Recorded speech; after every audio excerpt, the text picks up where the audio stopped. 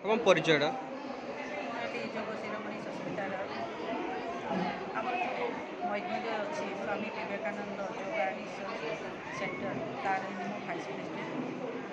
ଆଉ ମୁଁ ଗର୍ବ ଅନୁଭବ କରୁଛି ଏଥିପାଇଁ ମୁଁ ମୟୂରଭଞ୍ଜ ଝିଅ ଆଉ ବୋହୂ ହେଲା ପରେ ବି ମୁଁ ଅଲ୍ ଓଭର୍ ଇଣ୍ଡିଆରେ ଗୋଟେ ନାଁ ପାଇଛି। ଆଉ ୟା ଭିତରେ ମୁଁ 4-5ଟି ଟାଇଟଲ୍ ପାଇସାରିଛି, 3ଟା ଓମେନ୍ସ ଆୱାର୍ଡ଼ ବି ପାଇସାରିଛି।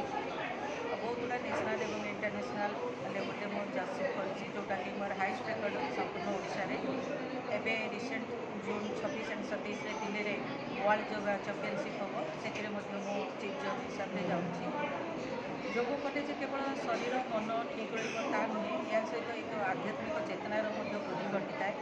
ମୁଁ ସମସ୍ତଙ୍କୁ ଏଠି ଅନୁରୋଧ କରିବି ଯେଉଁମାନେ ଘରେ ବି ରହୁଛନ୍ତି ବା ବିଭିନ୍ନ ପ୍ରକାର ଏକ୍ସରସାଇଜ୍ କରୁଛନ୍ତି ସେଇଟା ବି ଠିକ୍ ଅଛି, କିନ୍ତୁ ସେଇଟା ଆଉ ଏଇଟାରେ ଦୁଇଟାରେ ଫରକ ହେଉଛି ଅଲଗା ସବୁ ଏକ୍ସରସାଇଜ୍ରେ ଆପଣଙ୍କର ଏକ୍ସଟର୍ନାଲ୍ ପାର୍ଟର ଏକ୍ସରସାଇଜ୍ ହେଇଥାଏ, କିନ୍ତୁ ଯୋଗାରେ ଆପଣଙ୍କର ଇଣ୍ଟରନାଲ୍ ପ୍ଲସ୍ ଏକ୍ସଟର୍ନାଲ୍ ଦୁଇଟା ସାରର ଏକ୍ସରସାଇଜ୍ ହେଇଥାଏ।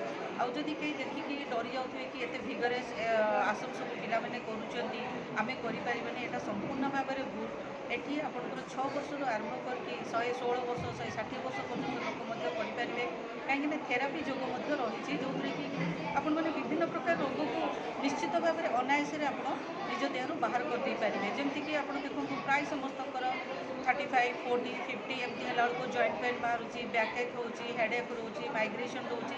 ଏଗୁଡ଼ା କୌଣସି ମେଡ଼ିସିନରେ ଆପଣ କେବେ ବି ଭଲ ହେଇପାରିବେନି। ଗୋଟିଏ ମାଧ୍ୟମ ୟା ପାଇଁ ଏଇଟା ହେଲା ଯୋଗ, କାହିଁକିନା ଆମ ଶରୀର ଭିତରେ ରୋଗ ପ୍ରତିରୋଧକ ଶକ୍ତି ଏତେ ମାତ୍ରାରେ ଭରିକି ରହିଛି, ତାକୁ ଉଜ୍ଜୀବିତ କରିବାର ଗୋଟିଏ ମାଧ୍ୟମ ହେଲା ଯୋଗ, ଯାହାଦ୍ୱାରା କି ବିନା ମେଡ଼ିସିନରେ ମଧ୍ୟ ଆମେ ସେସବୁ ରୋଗରୁ ନିଜକୁ କରାୟତ୍ତ କରିପାରିବୁ, ନିଜକୁ ନିଜର ସୁସ୍ଥ ଜୀବନଯାପନ କରିବାରେ ସହାୟକ ହେଇପାରିବୁ। ଯେଉଁ କରୋନା ମହାମାରୀ ଗଲା ଦେଖନ୍ତୁ, ପୁରା ସାରା ବିଶ୍ୱରେ ୟାର ଯେଉଁ କରାଳ ରୂପ, ସେଥିରେ ମଧ୍ୟ ଗୋଟିଏ ଜିନିଷ ଉପରେ ସମସ୍ତେ ଫୋକସ୍ କଲେ, ଦ୍ୟାଟ୍ ଇଜ୍ ପ୍ରାଣାୟାମ।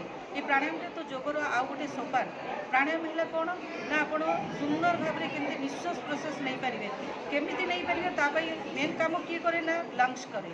এই ଲଙ୍ଗସଟା କେମିତି ସୁସ୍ଥ ରହିବ, ସେଇଟା କେବଳ ଯଦି ଆମେ ଅନୁଲୋମ ବିଲୋମ କରୁଛୁ, ଭ୍ରାମରୀ କରୁଛୁ, କପାଳଭାତି କରୁଛୁ, ତାହେଲେ ବି ଆମର ଏଇ ଯେଉଁ ଫୁସଫୁସର ତାର ଏକ୍ସରସାଇଜ ହେଇପାରିବ। ଏବଂ କିଛି ଆସନ ମଧ୍ୟ ଅଛି ଯାହାଦ୍ୱାରା କି ଆମେ ଲଙ୍ଗସର ଏକ୍ସରସାଇଜ କରିକି একদম সুন্দর ভাবে ফুল ব্রিথ যেটা নেইপারা।